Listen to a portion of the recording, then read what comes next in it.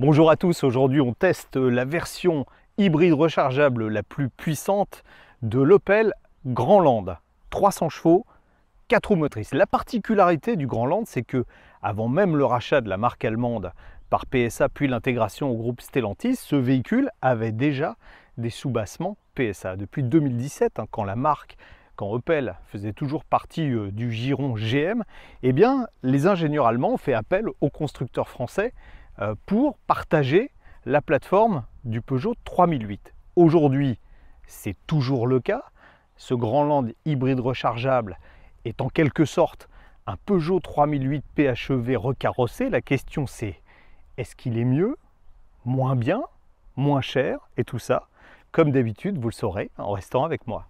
En 2021, le Grandland a reçu une petite mise à jour esthétique, on va dire ça comme ça, principalement au niveau de la face avant, avec un bouclier qui est modifié, et surtout ce bandeau entre les phares qui sont ici matriciels LED et qu'on appelle le visor, qui est désormais la nouvelle signature du constructeur allemand.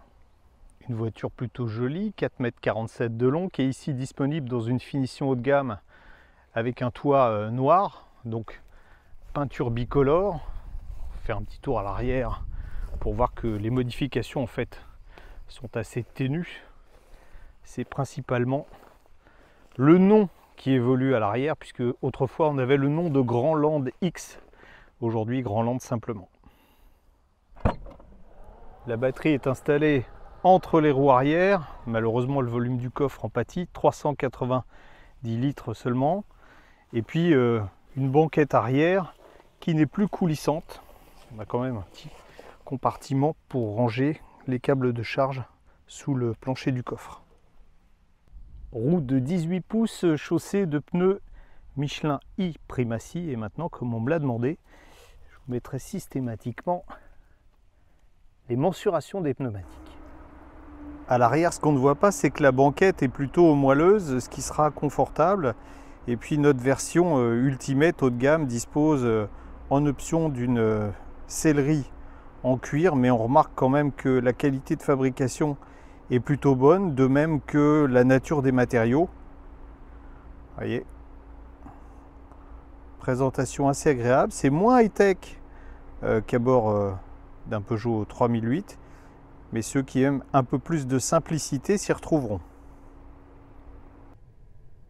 La présentation est agréable sur cette version haut de gamme.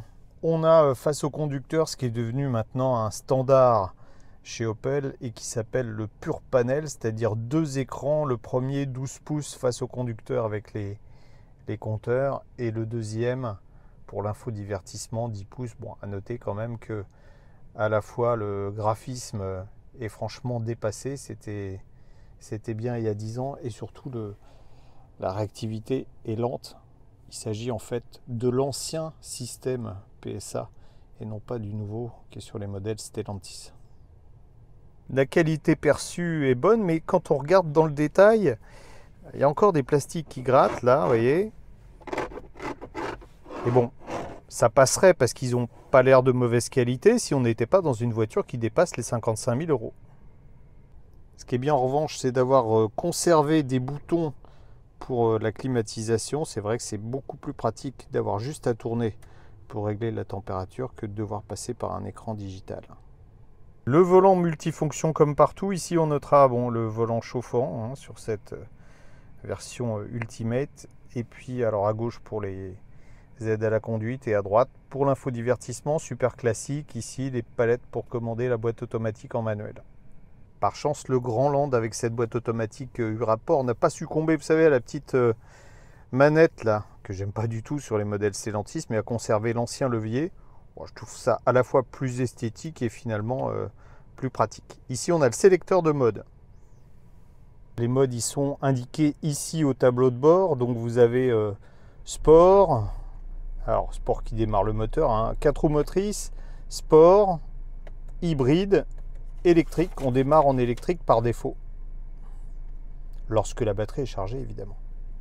Alors, pour charger la batterie, vous avez aussi un mode e-save qui permet en roulant de charger la batterie. C'est le moteur thermique à ce moment-là qui va se mettre en route. Alors on peut charger pour 10 km d'autonomie électrique, 20 km, ou pour charger totalement la batterie. Autant dire, ça consomme beaucoup d'énergie. On va être à une conso de 10 litres au 100. C'est pas du tout rentable économiquement parlant. En série, les sièges avant sont à réglage électrique, à mémoire. Et puis on a, vous voyez, c'est bien pratique, un petit réglage de la longueur de l'assise. Bon, on notera quand même que si le revêtement est en cuir, hein, tout ce qui ne se voit pas ou se voit moins est en tissu. Il y a un chargeur à induction pour les téléphones dans la coudoir centrale. C'est pas super pratique et surtout lorsqu'il est fermé, on voit plus son téléphone. La mécanique, c'est logiquement la même que sur le Peugeot 3008 PHEV, avec ici un moteur 4 cylindres essence 1,6 litre dans sa version 200 chevaux, un moteur qu'on connaît par cœur, hein, qui avait été développé au départ avec BMW. Il est accouplé à deux moteurs électriques, un moteur électrique avant de 110 chevaux, un moteur électrique arrière qui développe 113 chevaux. Et tout ça est alimenté, enfin pour la partie électrique, par une batterie qui fait 13,2 kWh. Le total, 300 chevaux, 520 Nm de couple, donc normalement, on devrait arriver à s'amuser au volant. En conduite tranquille, cet Opel Grandland hybride rechargeable est super agréable. Tout d'abord parce qu'on ne sent pas la transition entre les différents modes. On passe de l'électrique à l'hybride, au fonctionnement 1, 2, voire 3 moteurs pratiquement sans s'en rendre compte, sauf si les 3 moteurs fonctionnent ensemble et qu'on accélère à fond. On le fera tout à l'heure. On va tester une ou deux accélérations. Il est aussi confortable. C'est assez étonnant d'ailleurs cette politique d'Opel parce que en général les modèles Opel ont des tarages de suspension légèrement plus fermes que ceux des Peugeot. Et alors il y a un petit moment que j'ai pas roulé avec un 3008 hybride rechargeable, mais là il me semble que en termes de confort c'est à peu près similaire. Et la plateforme étant la même, évidemment l'efficacité sur la route sera très proche. On a donc 3 moteurs qui peuvent être associés en position sport. Ils vont fonctionner de concert, les 2 moteurs électriques et le moteur thermique, pour procurer à la fois 300 chevaux et surtout 520 Nm de couple. Ça signifie quoi? Ça signifie que si j'accélère là, la voiture va être propulsée comme une balle. En plus, on a une motricité qui est vraiment impeccable. Et surtout, ce qui est très étonnant, c'est que on n'a pas le sentiment de conduire un engin qui fait 1900 kg.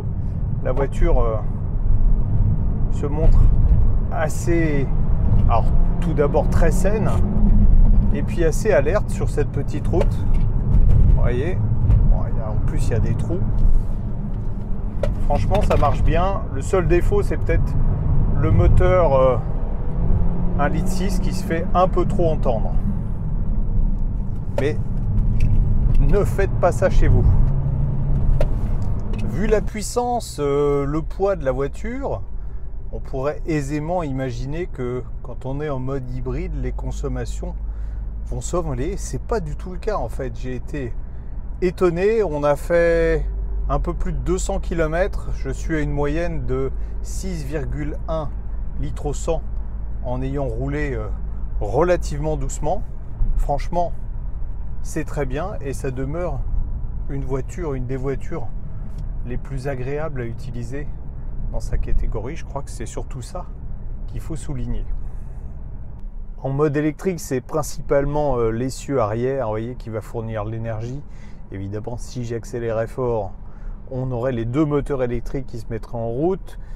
Opel nous indique en cycle WLTP 57 km d'autonomie. On a fait beaucoup de villes, un tout petit peu de route à 110 et puis de l'autoroute, et on a fait 46 km. On peut considérer que le contrat est rempli, mais bon, pour faire 57, il faudrait vraiment ne faire que de la ville.